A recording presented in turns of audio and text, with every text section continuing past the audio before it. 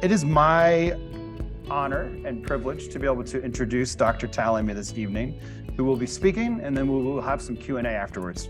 So Dr. Doug Tallamy is the T.A. Baker Professor of Agriculture in the Department of Entomology and Wildlife Ecology at the University of Delaware, where he has authored 104 research publications and has taught insect-related courses for 40 years. Chief among his research goals is to better understand the many ways that insects interact with plants and how such interactions determine the diversity of animal communities. His books include Bringing Nature Home. He co-authored The Living Landscape. He authored Nature's Best Hope. And most recently, his latest book, The Nature of Oaks, which is an intriguing title I would love to check out, was released by Timber Press in March 2021. Among his awards are the Garden Club of America Margaret Douglas Medal for Conservation and the Tom Dodd Jr. Award of Excellence, the 2018 AHS by Morrison Communication Award, and the 2019 Cynthia Westcott Scientific Writing Award. Dr. Tallamy also created the Homegrown National Park, a nationwide grassroots call to action to restore biodiversity. Dr. Tallamy is for Love Your Alley 2.0 and for our 2022 mosquito pilot program. So without further ado, you don't want to hear me talk anymore. Dr. Doug Tallamy, welcome. Take it away. Thank you very much. Let me try to share my screen here. All right, I do want to talk to you tonight about what my idea of nature's best hope is. And I'll give you a spoiler. Nature's best hope is you. You are nature's best hope. So I'm really going to talk about why I think so. But before I do that, let's talk about what E.O. Wilson's idea of nature's best hope was. E.O. Wilson was the probably most famous professor, certainly in biology at Harvard. His career spanned more than 60 years. He died the day after Christmas 2 years ago. But one thing that was consistent throughout his very long career was his love of life on planet Earth, biodiversity. And he tried to save it throughout his entire career. Not because he loved it, but because he knew it was essential to our own survival. So in 2016, he wrote this book, Half Earth, Our Planet's Fight for Life. And he had one simple message. If we're going to save life, if we're going to save biodiversity anywhere on planet Earth, we're going to have to save nature. We're going to have to save functioning ecosystems on at least half of the planet. Otherwise, it's going to disappear everywhere, and that includes humans. So it's a very bold statement, and he spent most of the book talking about the science that supports that statement. And then he ended the book. He didn't spend a lot of time telling us how we were going to save life on half of planet Earth. Oh boy, now it's not advancing. I have done something here. I'm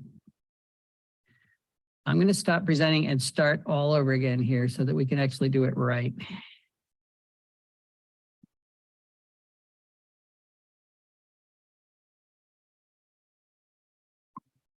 All right, we're back here. There we go. Of course, to a conservation biologist, that's a wonderful message. We'll just put half the planet aside, and all of the creatures that are disappearing can be in that half. The other half, of course, would have us. It would have 8 billion people and all of our detritus and all of our infrastructure. And of course, half of planet Earth is already in some form of agriculture.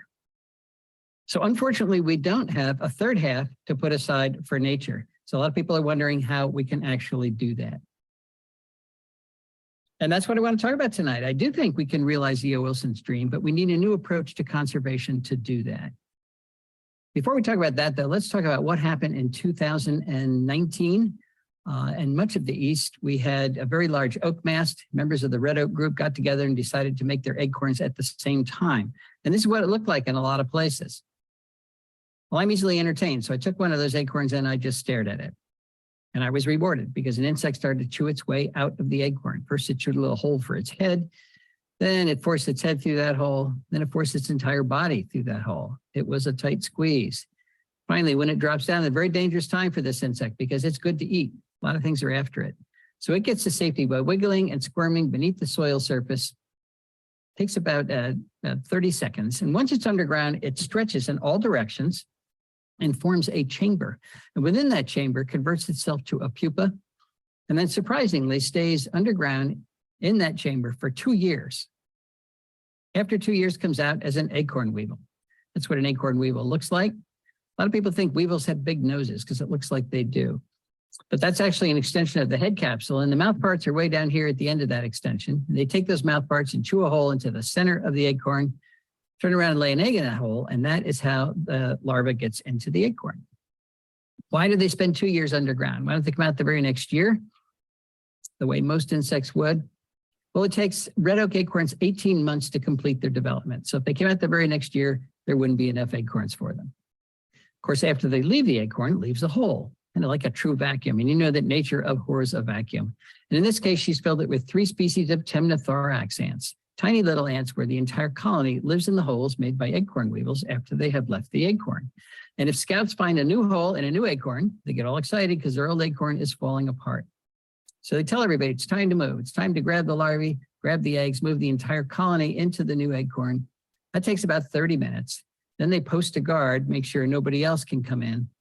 And that's where they'll live for the next 2 years until this acorn falls apart.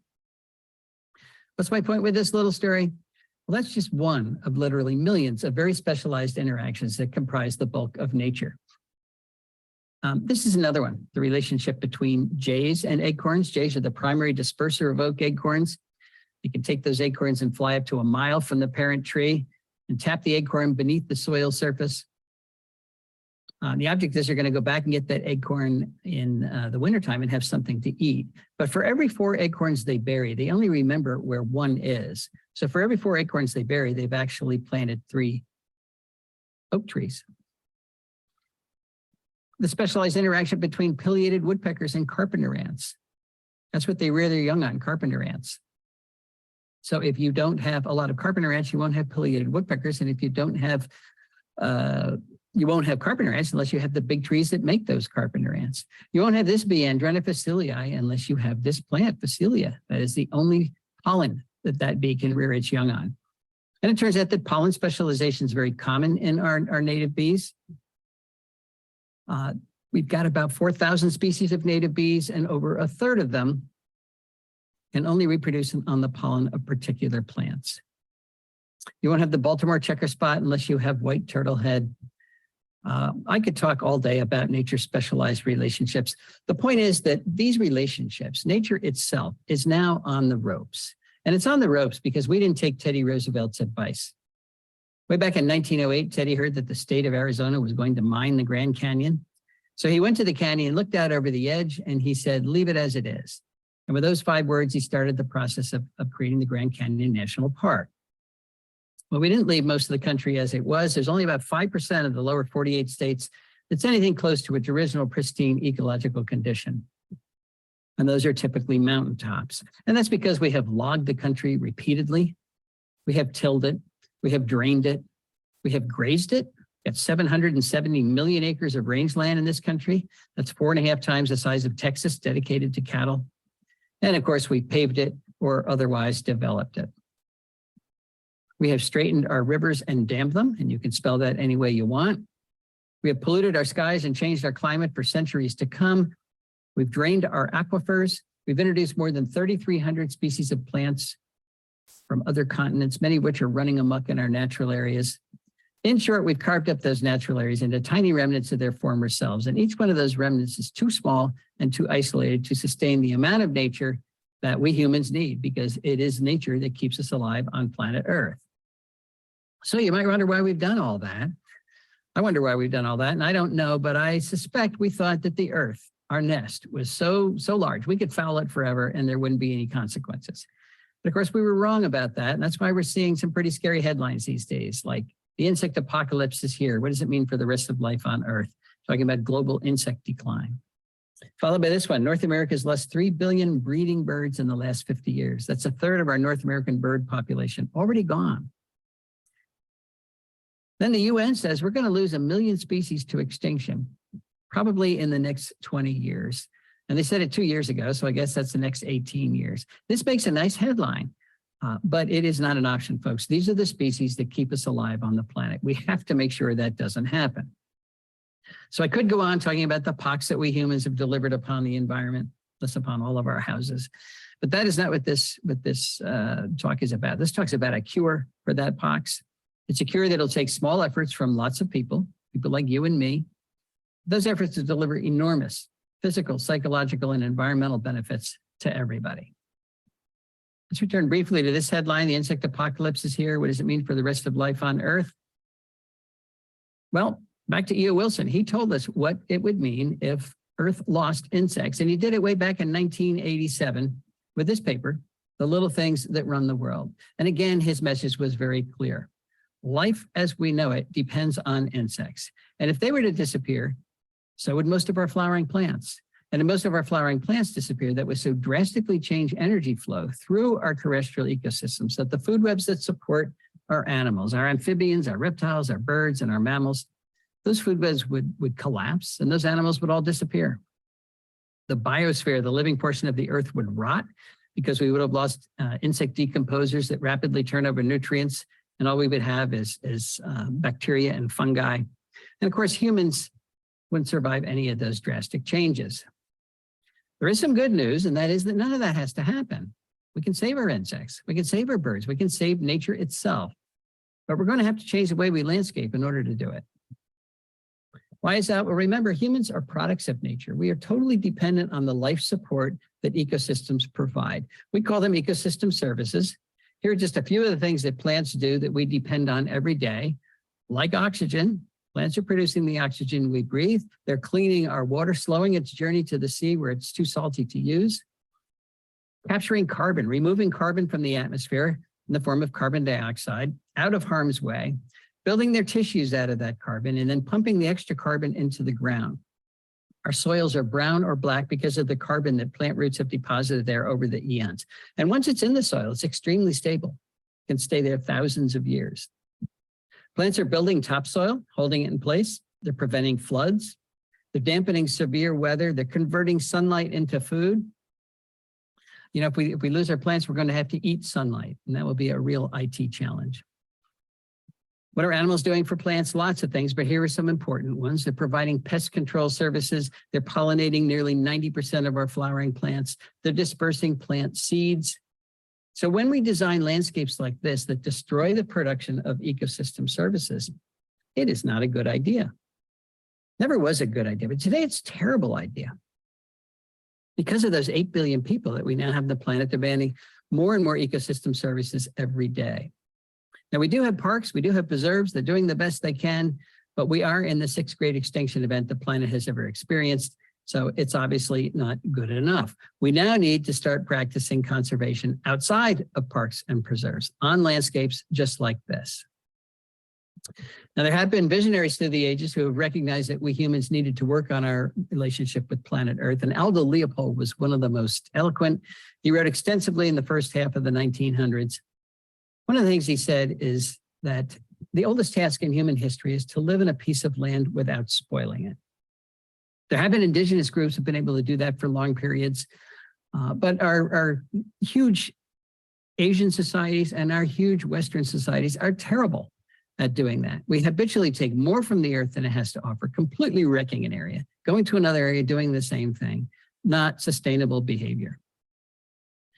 But Aldo Leopold had a dream. He actually had a lot of faith in humans. He believed we could develop what he called a land ethic. He knew that we had to use the land.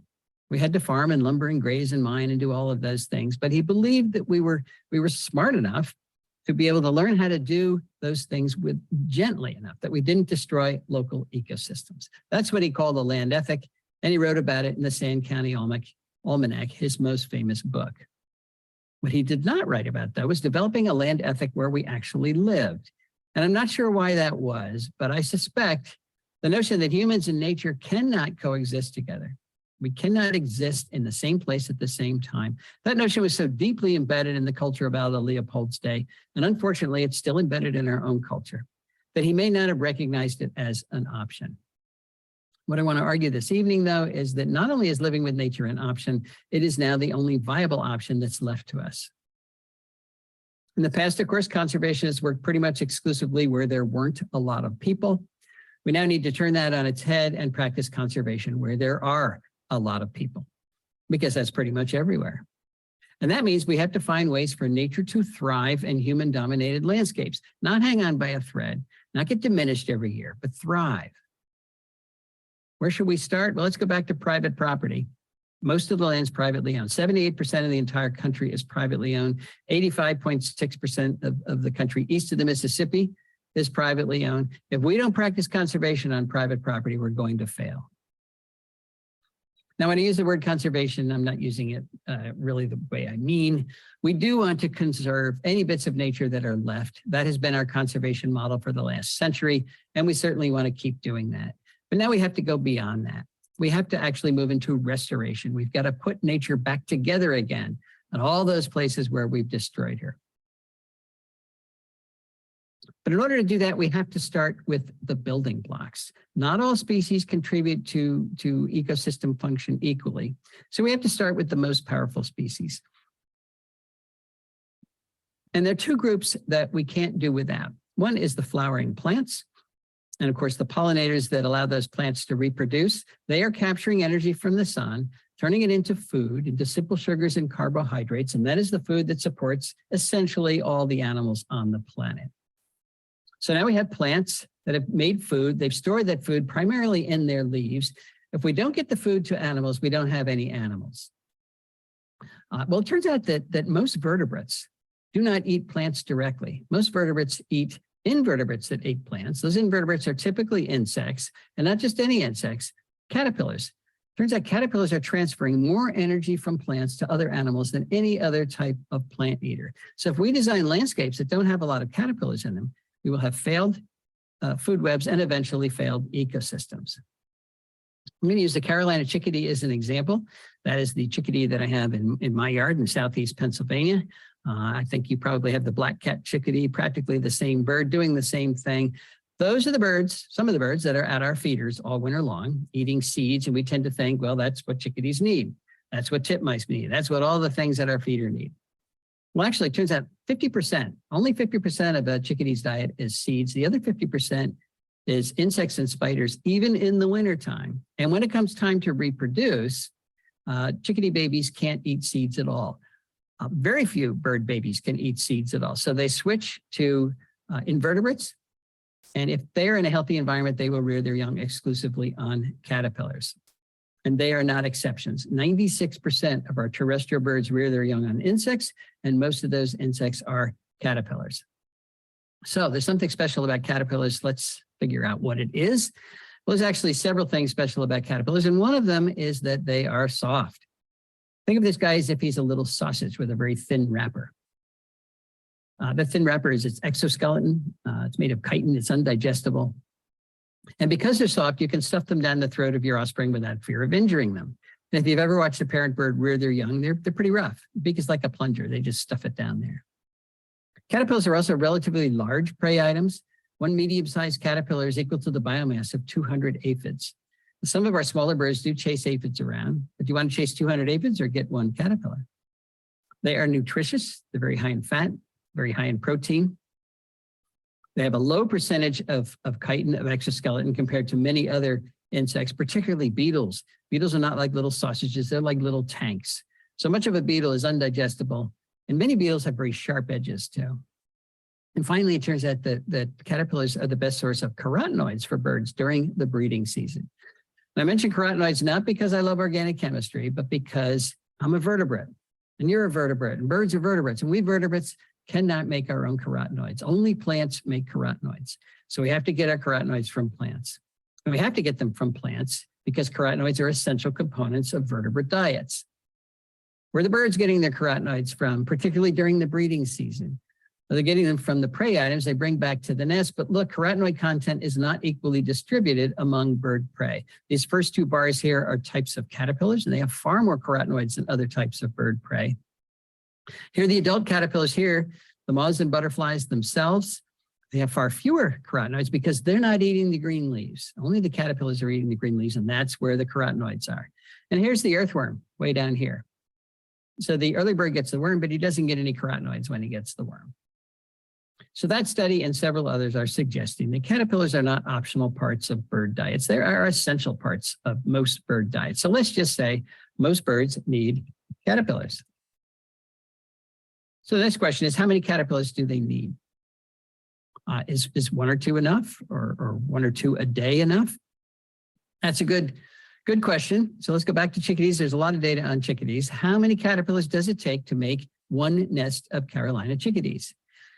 Well, one or two is not enough. One or two a day is not enough. It takes thousands, 6,000 to 9,000 caterpillars to get one clutch of chickadees to the point where they leave the nest, where they fledge. And after they leave the nest, the parents continue to feed them caterpillars another 21 days. So you're really talking about tens of thousands of caterpillars required to make one nest of a bird that's 1/3 of an ounce. That's 4 pennies worth of bird. And if you want chickadees to breed in your yard, and I would think you do, you need to have all those caterpillars in your yard, because chickadees are only foraging about 50 meters from the nest.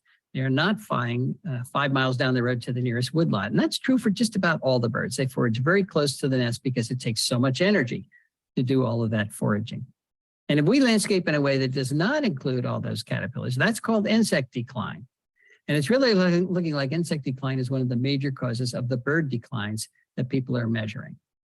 We went to the original data set of Rosenberg et al., that is the Smithsonian group, who says we have lost 3 billion breeding birds in the last 50 years.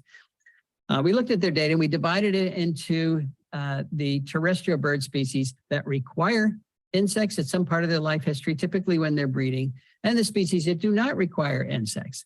So species of finches and doves and crossbills and others actually can rear their young on seeds. They make their seeds into a little milk, and that's what they feed their young. And look, when they didn't require insects, they didn't decline at all in the last 50 years.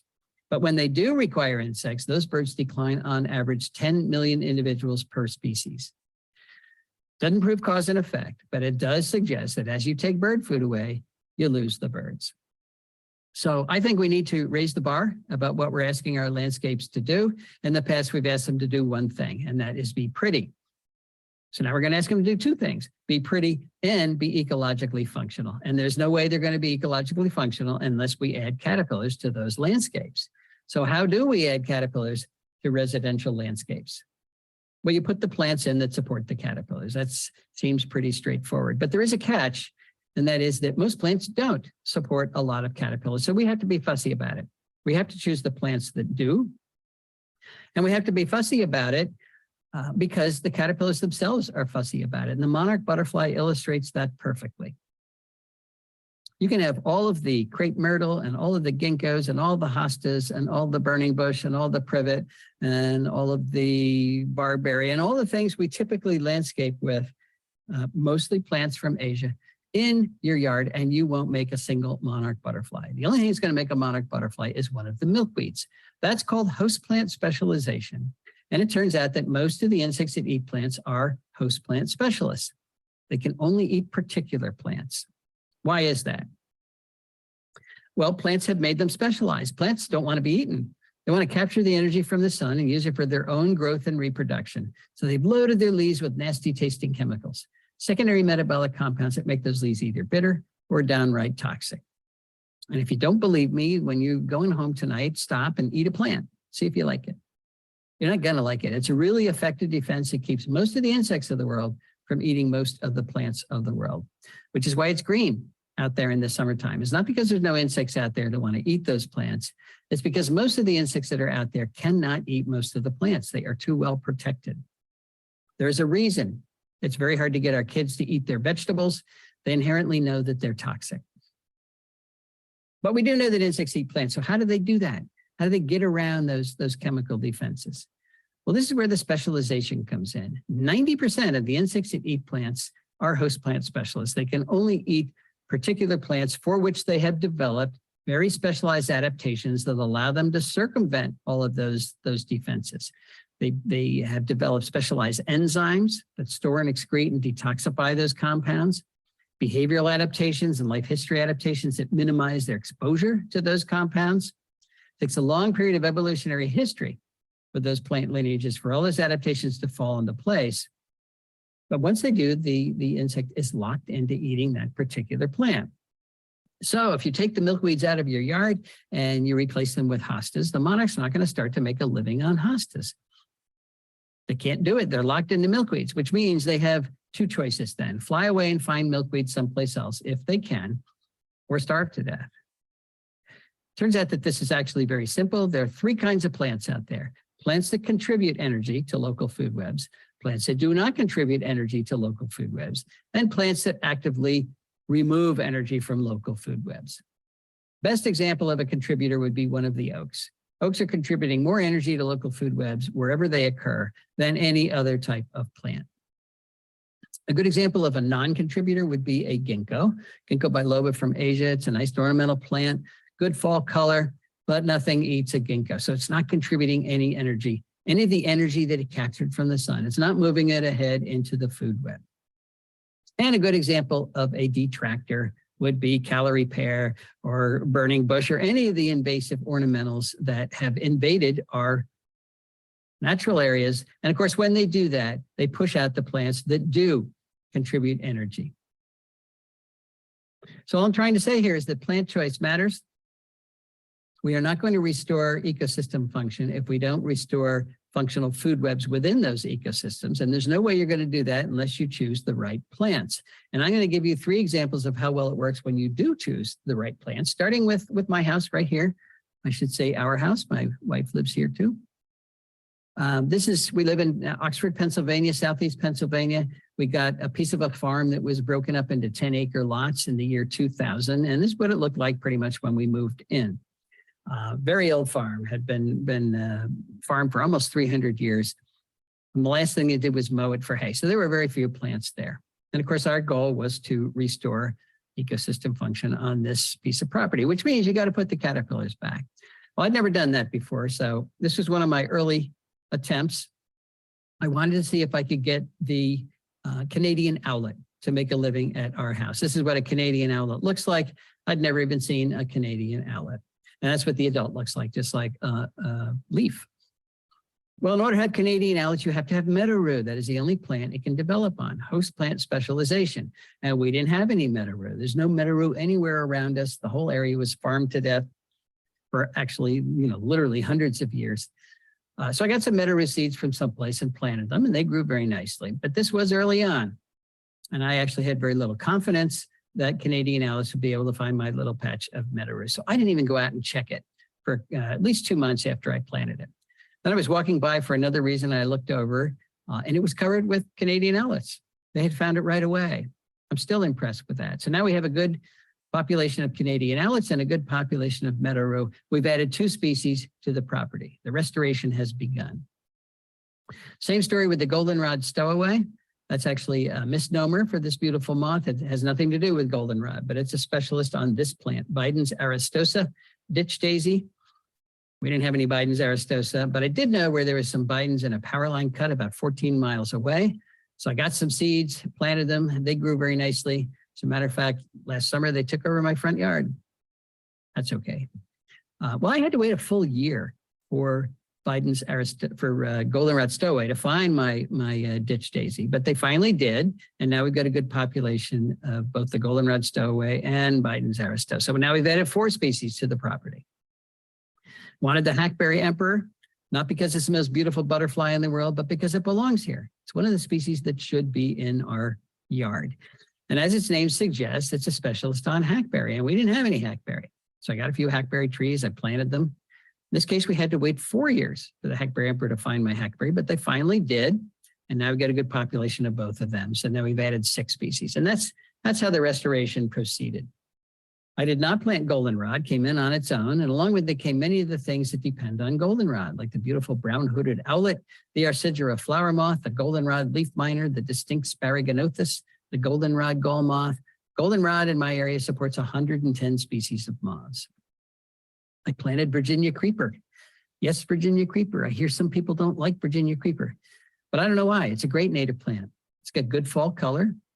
It can climb our trees without girdling them, without pulling them down. It's a good ground cover. It makes valuable berries for the birds in the fall. When I mean valuable, I mean they're nutritious. Excuse me, they're very high in fat, very high in protein. And that's what our migrating birds need. They're looking for fat because fat has twice the energy that sugar has in it. And our overwintering birds require high fat berries as well because they've got to build up their fat reserves to get through the winter time. These berries came from tiny inconspicuous flowers, But it turns out that Virginia creeper is an excellent pollinator plant. You don't even know it's in bloom until you see this big cloud of native bees hovering around it. Remember, when you're making a pollinator garden, you're making it for the pollinators. If it's not big and showy for you, that's okay.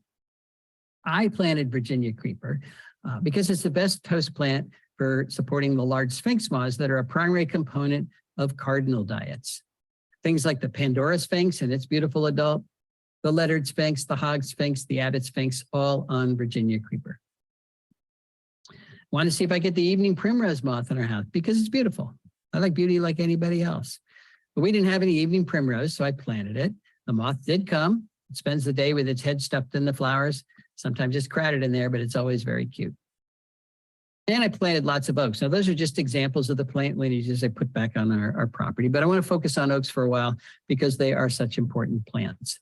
This is the Bedford oak from Bedford, New York, Martha Stewart land. People argue about whether it's 400 years old or 500 years old. It's enormous.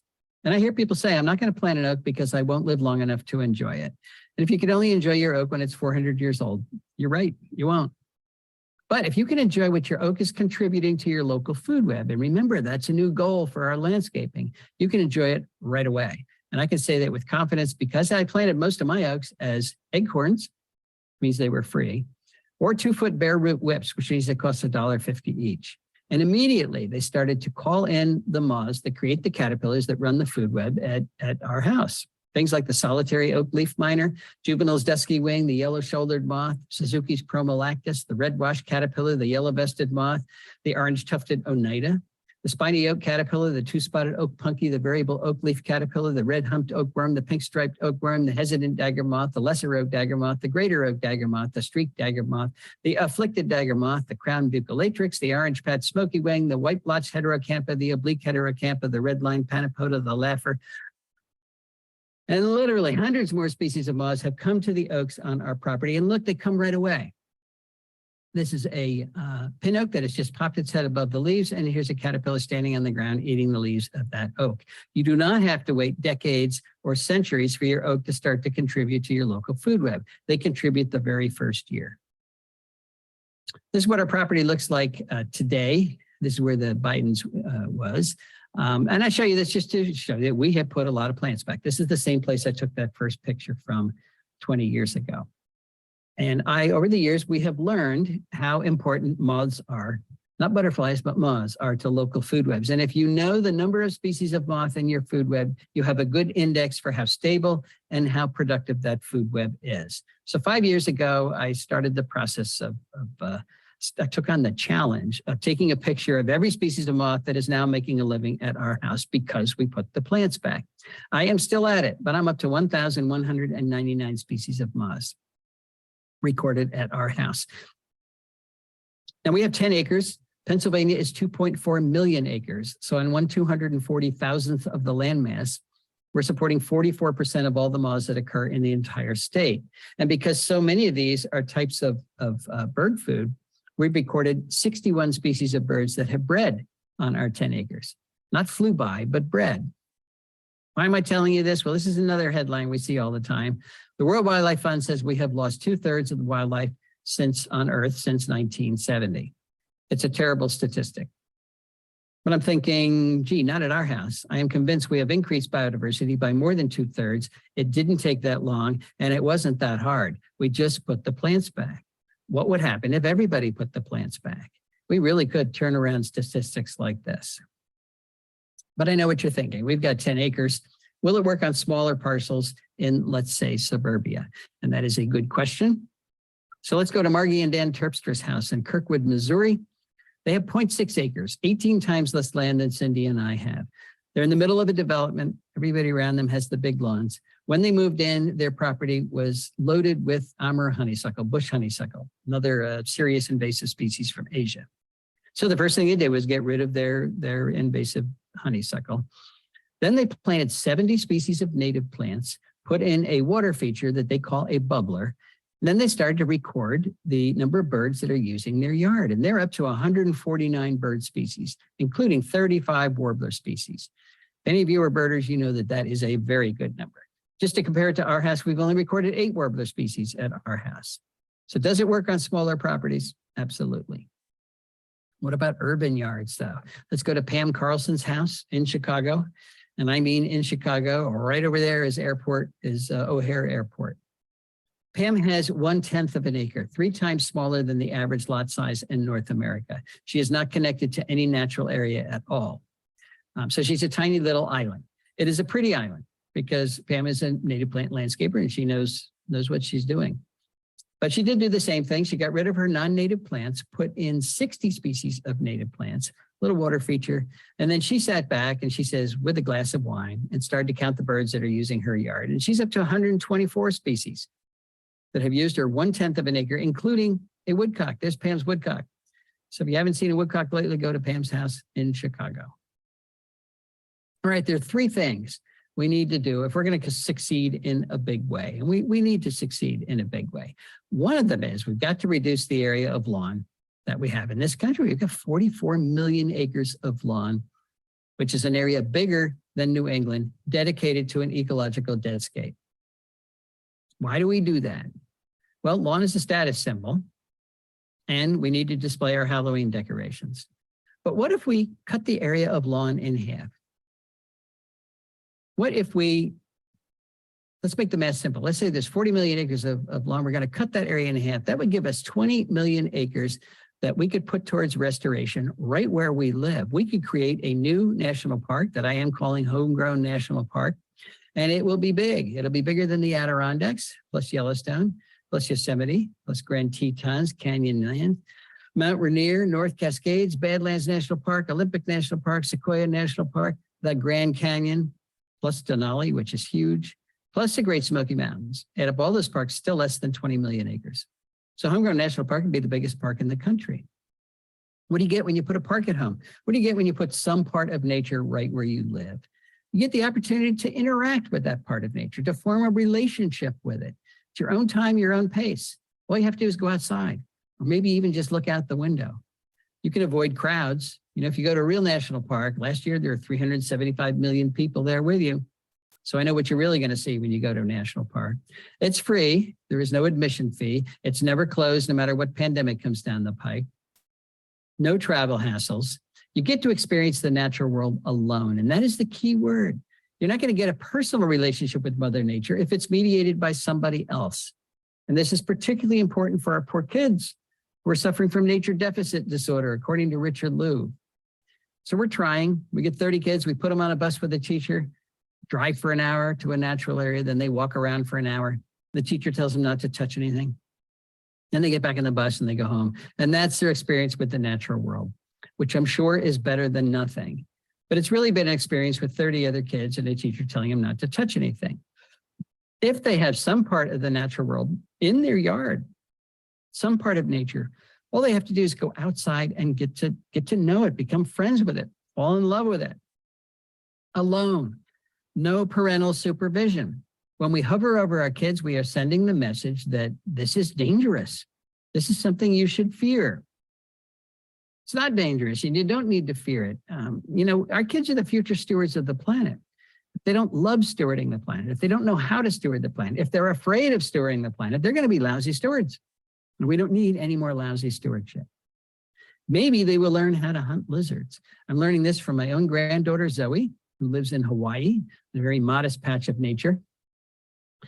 It's a piece of grass with a hedge, but there are anole lizards there. And when she found that out, she sent me this picture to describe how you hunt lizards. You get on the ground and you cover yourself with leaves and sticks so that the lizards can't see you coming. And then you crawl very slowly toward the lizard. No smiling.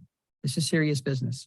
You can wear your best dress, but you sneak up on the lizard, you catch the lizard, you put it in an aquarium, you learn how to take care of that lizard. You learn how to be a good steward of that part of nature. You fall in love with that part of nature. Now, I don't think Zoe's going to be crawling on the ground in her best dress, catching lizards the rest of her life. I don't think. She sent me this picture not long after, so who knows. But I guarantee she's going to remember catching lizards in Hawaii the rest of her life. And I guarantee she's going to be a good steward of the planet because of that interaction. If you want to join Homegrown National Park, you can. Go to our website, homegrownnationalpark.org, and register your property on the map. You're just putting your location and the amount of area you're going to be a good steward of. Maybe you really are going to cut your area of lawn in half. Maybe you're going to plant an oak tree. Maybe you're going to put a flower in an aster, maybe in a flower pot. Whatever you do counts. Then you record that area that you're going to be a good steward of, and your little piece of your county is going to light up.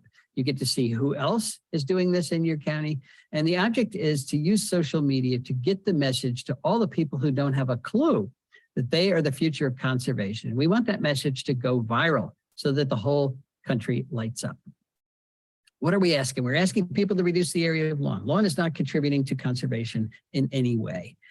We're going to replace the lawn with more natives. We're going to remove invasive plants that are already on our property. Most people do have invasive species on their property and they don't even know it. If our property is protecting any natural area, we want to continue to do that. There are very important ecological products of Homegrown National Park. There's going to be a significant increase in biodiversity, and you can certainly see what's happened at my house. This works. Measurable reduction in invasive species. You know, if 85% of the country east of the Mississippi is privately owned and everybody got rid of the invasives on their property, we'd be 85% done. If we replace lawn with plantings like this, there's going to be a significant drawdown of atmospheric CO2. So we're going to fight climate change at the same time. And we're going to start to build viable habitat outside of parks and preserves. Every bit of conservation we do outside of a park helps conservation inside the park. There are important sociological products as well. National awareness, not just of what the problem is, but what the solutions are. We really are trying to change the culture. We want people to recognize that nature is not optional. It's not there just for entertaining. And sustaining it is everybody's responsibility because everybody needs it. We want to convert hope into action. Hope is good, but action is even better. And we want to merge existing conservation organizations like Audubon, National Wildlife Federation, Wild Ones, Sierra Club.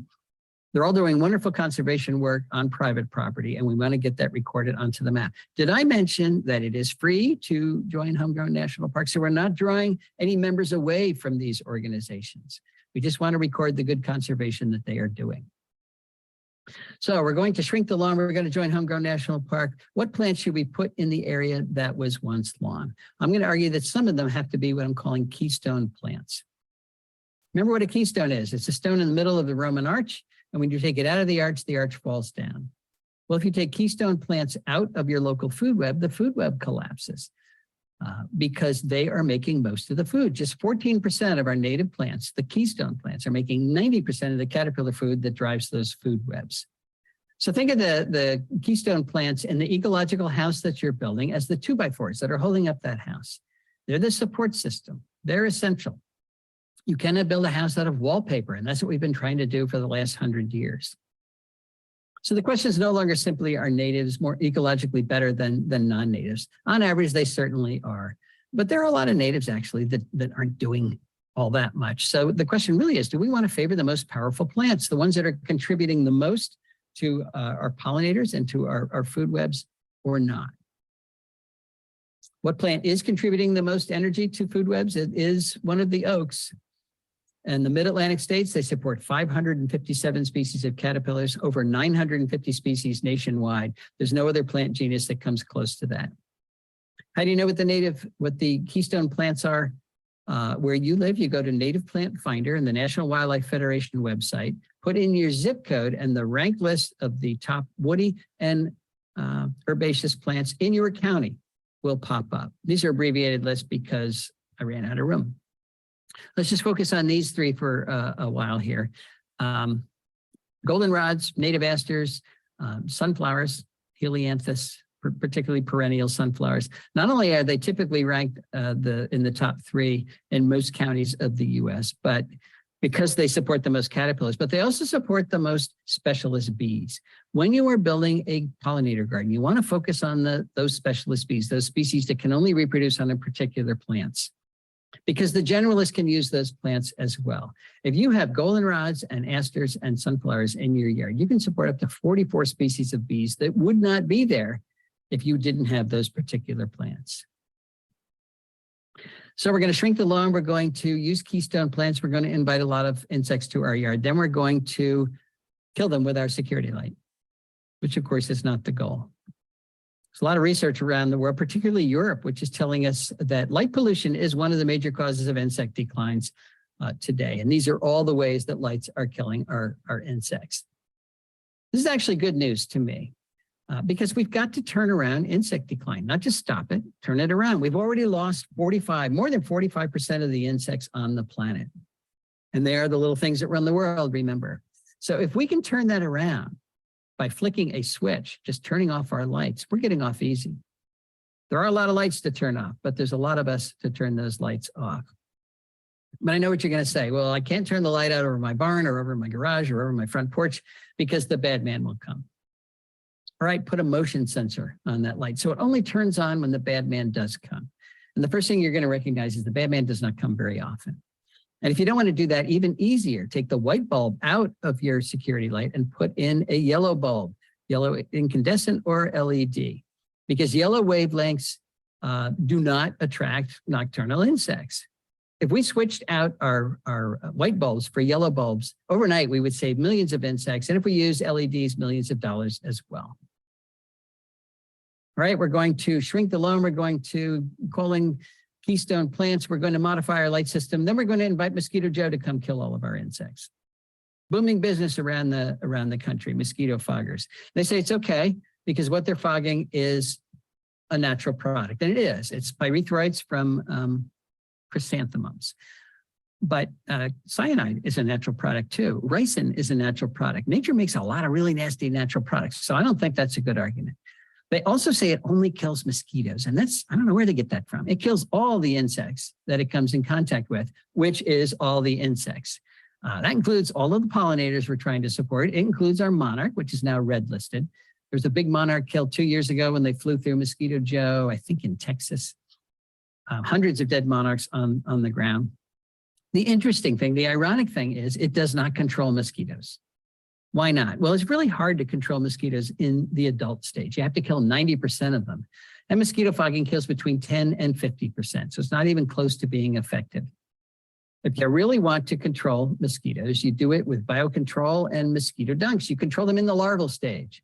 Get a bucket, fill it full of water, put in a handful of straw or hay, put it out in the sun, let it ferment for a couple of days. What you're doing is building up populations of diatoms and algae, and that is what mosquito larvae eat. So this becomes an irresistible brew to any female mosquito that wants to lay her eggs. So she will lay her eggs in your bucket. Then you go to the hardware store and you buy a sheet of mosquito dunks. Bacillus thuringiensis, a natural bacterium that is designed to only kill aquatic diptera. And the only aquatic diptera in your bucket is mosquito larvae. If a dragonfly gets in there, won't hurt it at all. If your dog drinks it, won't hurt it at all. You might put a coarse screen over this so the chipmunk doesn't jump in and commit suicide. But it's targeted, it's cheap, it's effective, particularly if everybody does it. And you're not killing anything else. Okay, can municipalities help us live with nature? Yes, they can, and more of them are doing it. Minnesota has a cost-sharing program. They've actually for several years now, where they're paying homeowners to convert some or all of their lawn to appropriate Minnesota prairie plants. It's very popular. Pennsylvania has a similar program now. There's a big waiting list to get on that. There's an island in Florida that's paying homeowners to allow burrowing owls to burrow in the front yard. Burrowing owls are listed species. This is the way the Endangered Species Act should have been written, with carrots rather than sticks. If you have an endangered species on your property, we're going to pay you to take care of it rather than fine you if you use your property. Everybody would want an endangered species. Put a bounty on your invasive plants like calorie pear. That's what St. Louis, Missouri has done. Fayetteville, Arkansas, South Carolina has banned them altogether. North Carolina has a bounty on it. If you take out a calorie pear, you get a free tree replacement. Water utilities are giving people $100 coupons to install water efficient native plants rather than the thirsty non-natives. And of course, the big lawn reduction programs in California. This has gone up. You now get $3 per square foot rebate for every square foot of lawn that you remove and replace with a xeric planting. And if you want more information on any of those programs, memorize that. All right, I think we've made 3 missteps in the early years of conservation. The first one is important. We're starting to think that nature is optional. We like nature. We like to ride our bikes. We like to go bird watching, but we don't think it's essential. And that means when push comes to shove, when resources are in short supply, which is always, nature takes a back seat. I went to the Cincinnati Zoo before the virus broke out, and they've got this wall-sized poster there, which to me epitomizes our society's view of conservation. We want to save nature, we want to save wildlife so that future generations can enjoy it. That was Teddy Roosevelt's argument for creating or expanding the national park system. Beautiful places, we want to save them so that future generations can enjoy it. And I get that because nature is enormously entertaining, but it is far more than that.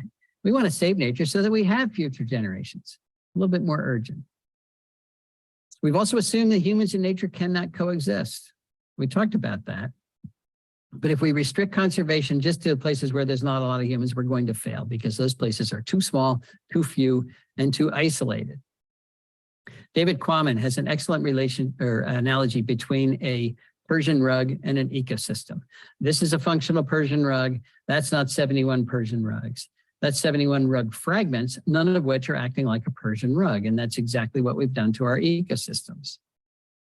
The UN designates biosphere reserves as places of ecological significance. I don't like that language because it suggests they're places on planet Earth with no ecological significance. Not so. Every square inch of the planet has ecological significance, including our yards, including our corporate landscapes, including our roadsides, including our alleys. So we need to put the plants back, folks. We need to glue our rug back together again, not just to make biological corridors that allow plants and animals to move back and forth between viable habitats, but to recreate viable habitats in all those places where we've destroyed them. This is starting to happen. As you know, it is starting to happen. And when it does happen, it'll be the first time in modern history that humans actually have coexisted with the natural world. Our third misstep was to leave Earth stewardship to just a few specialists. Few conservation biologists, few ecologists. For some reason, we didn't see it as an inherent responsibility of every person on the planet. But I don't know why. Yes, every single person on the planet depends entirely on the quality of Earth's ecosystems. So why wouldn't everybody bear the responsibility of taking care of those ecosystems? Stan Rushworth, a Cherokee elder, once said, the Western settler mindset is I have rights. The mindset of indigenous people is I have obligations. You're not born with these mindsets, you're taught them. We've been very good at teaching this one. We've been terrible at teaching this one, teaching our kids, teaching our peers that we all have obligations to good Earth stewardship.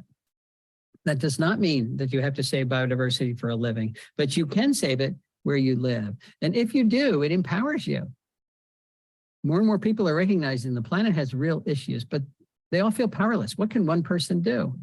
Well, one person can shrink the lawn, one person can use keystone plants, one person can remove their invasive plants, one person can modify their light system, one person can fire Mosquito Joe, one person can put in a pollinator garden. We didn't even talk about that. A lot of things that one person can do to totally revitalize the ecosystem on their property and then enhance their local ecosystem instead of continuing to degrade it. And it also shrinks the problem down to something that's manageable for each one of us. Don't think about the entire planet's problems. You get depressed. Just think about the piece of the planet that you can influence. If you own property, it's obvious. That's where you start. If you don't own property, help somebody who does. Help a land conservancy. Help a park or preserve. They're all underfunded. They're all understaffed. They will love you as a volunteer. So as a property owner or a volunteer, each one of us has the power, and we certainly have the responsibility to fix dead landscapes like this. Whether or not we decide to do so is going to determine nature's fate, and then ultimately our own fate. I think I've convinced my grandkids that you are nature's best hope.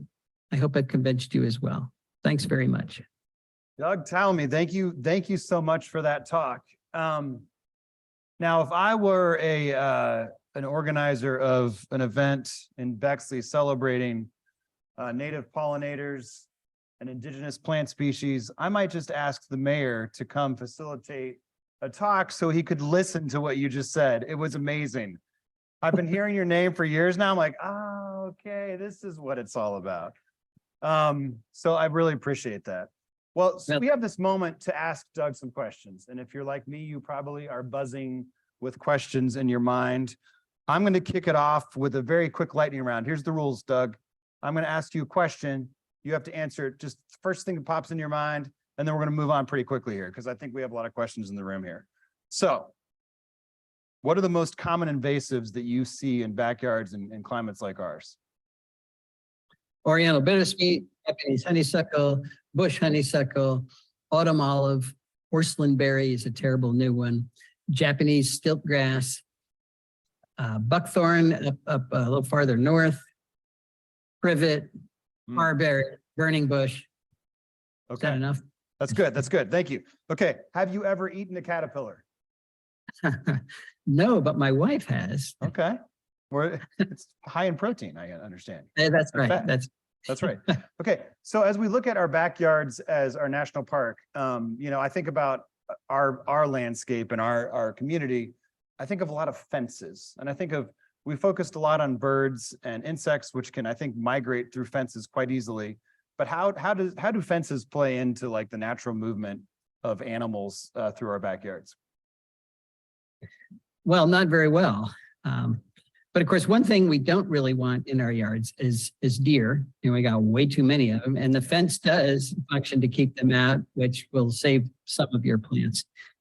But yeah, we create our yards as our own little kingdom, and we don't want anybody else in there, and that's what the fences are all about. But you're right, it is an issue. Okay. We might be able to replace them with living fence that animals could move more. And then I'm going to ask you a controversial question. This is controversial if you're an arboretum. So Bexley's an arboretum. We're one of the first cities in the world to be registered as an arboretum. One of the things you need to be registered as an arboretum is a large collection of tree species. But as we talk about in natives and invasive trees and non-native trees, should we aspire actually to have a smaller collection of species of mostly just native trees in our arboretum? Well, I think of arboretums as the Smithsonian's of the plant world. They're there to show you plant cultures from around the world. I've actually never heard of an entire city being an arboretum, but in a distinct arboretum, I'm not trying to wreck arboretums. The problem is people go to an arboretum, they say, well, this is how I should landscape. And then all of a sudden 135 million acres becomes an arboretum. And that is the issue. So arboretums are fine, but in everyday landscaping, we have to remember plants are more than decorations. You've got to pick the ones that are accomplishing those ecological goals we talked about. Okay, thank you. Now I'm going to kick it off with a question that actually does come from our audience. I know that this is one very near and dear to one of our organizers here. So last year, inspired by you, Bexley piloted a mosquito pilot control program, which was conducted with the assistance of entomologists from Ohio State University. We logged both mosquitoes and beneficial insects during that program. One of the things that was noted was that our lady beetle numbers were much lower than other areas that had been studied by our entomologists. Do you have any insights as to why that might be? You mean you stopped spraying and your ladybird numbers decreased?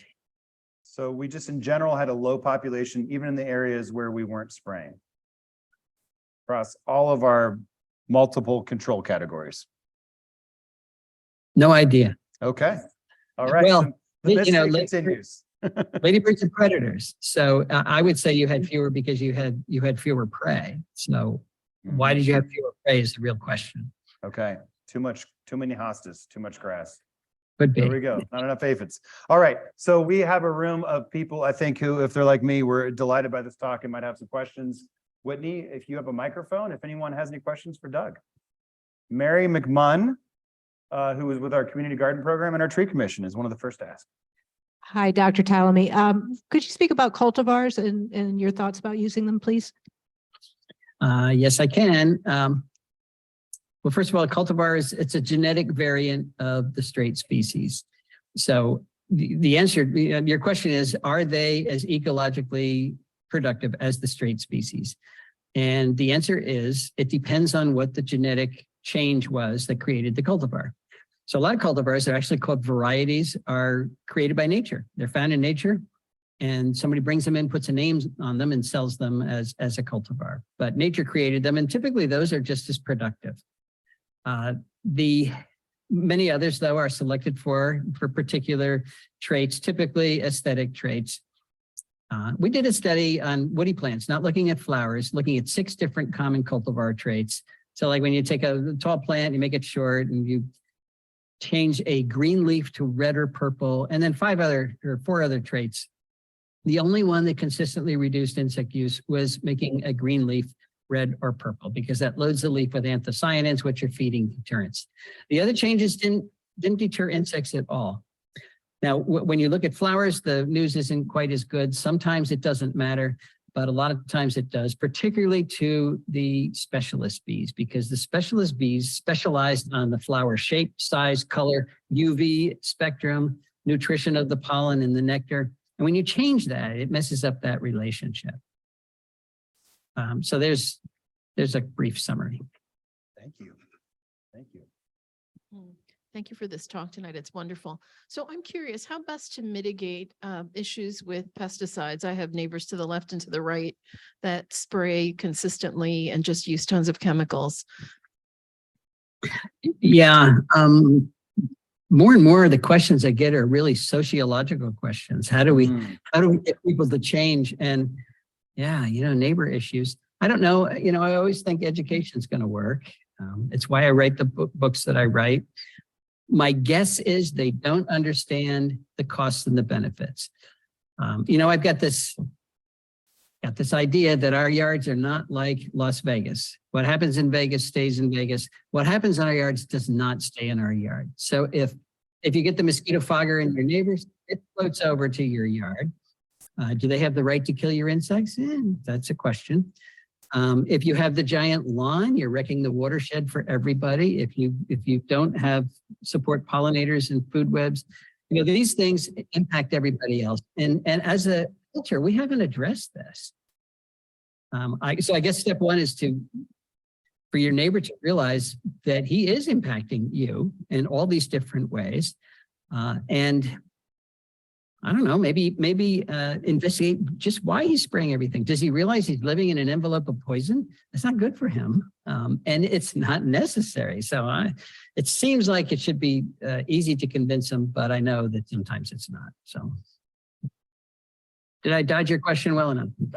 That was great. And I want to actually piggyback off of that a little bit. So with just kind of learning more about spraying in general in our community, we've been looking at how can we create some regulations around the application of pesticides. So what is also sad, and I'm not sure, Dr. Tallamy, if you're seeing this in other parts of the country, is the state legislature last year passed a law in Ohio that cities could not regulate pesticide application. That the state of Ohio had sole jurisdiction over that. But I love it when they do that because it gives us the opportunity to get more creative. And so I think actually what we found in analyzing that law is there are actually some pretty compelling creative ways that we can still not necessarily regulate pesticide application, but provide an opportunity for information and education, just like Dr. Tallamy was talking about, through maybe some other routes. So I don't mean to be too mysterious about it, but it's something we're keeping our eye on and working on. Love a good challenge. It is a good challenge. Yes. Any other questions for Dr. Tallamy? We have some questions online, actually. Some questions about a lawn, like defining a lawn. Is a field of weeds or native plants that are moved considered a lawn, or does the content of the space have to have a considerable amount of grass? And what are some successful alternatives to it, like low-growing native ground cover, clover? Good question. I've never actually gotten that. I've never read what the definition of a lawn is. We all know what a lawn is.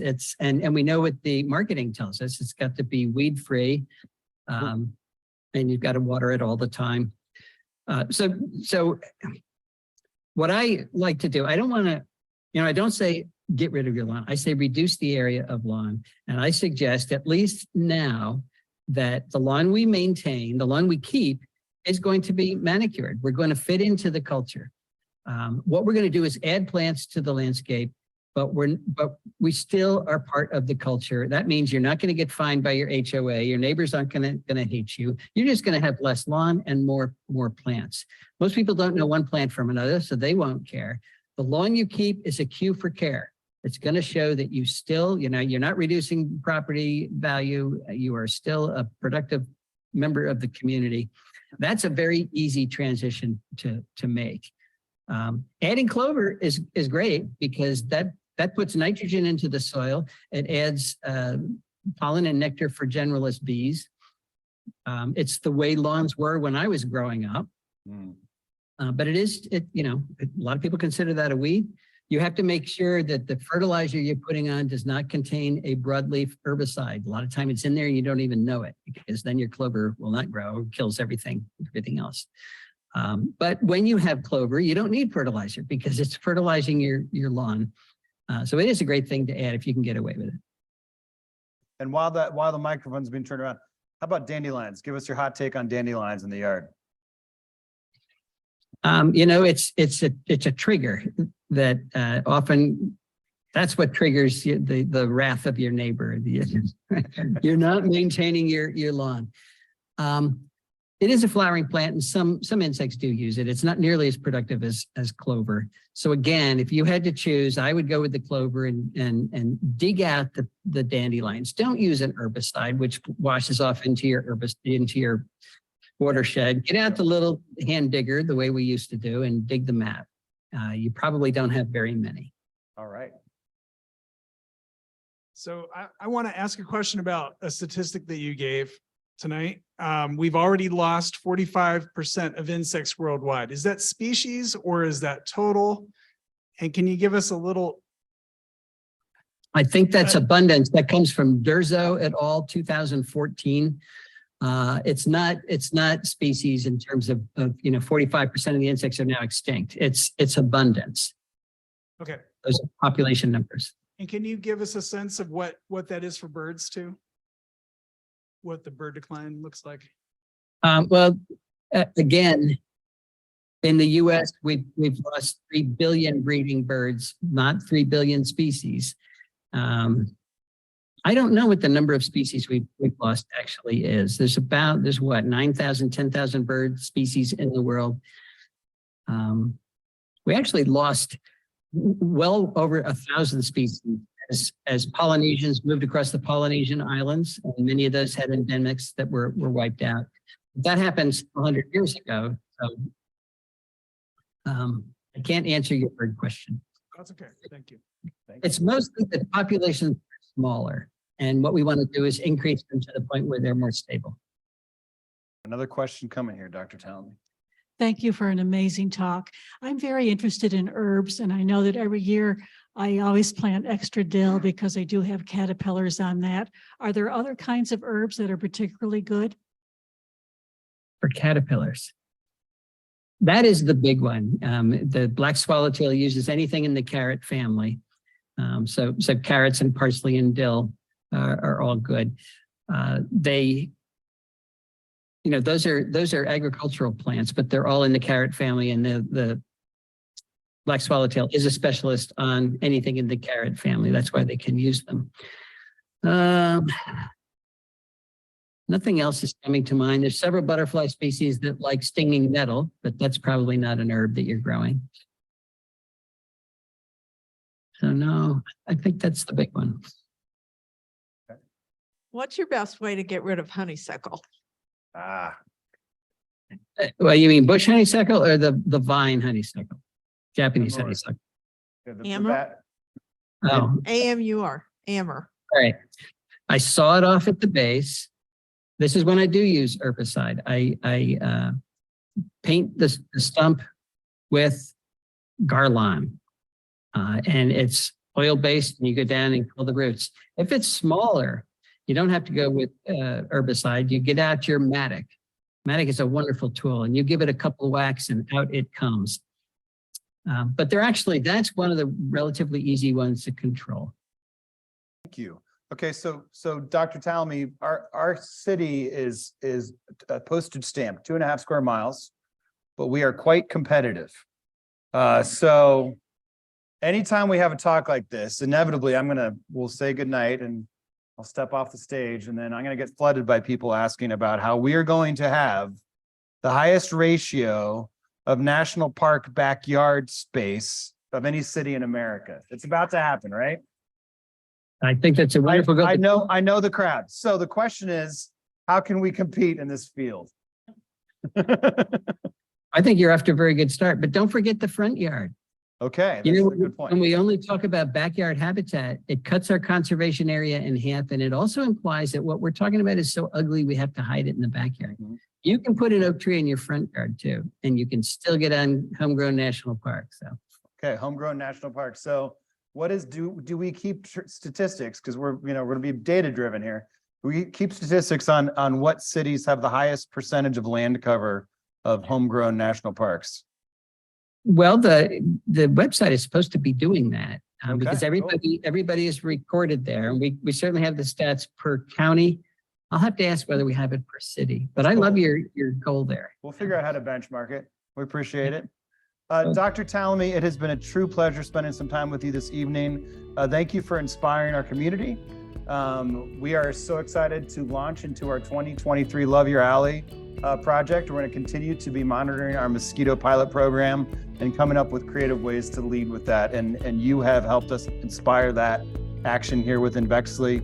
A warm Bexley good evening to you, and thank you again for spending this time with us. Thank you. Thanks very much. Thanks for the opportunity.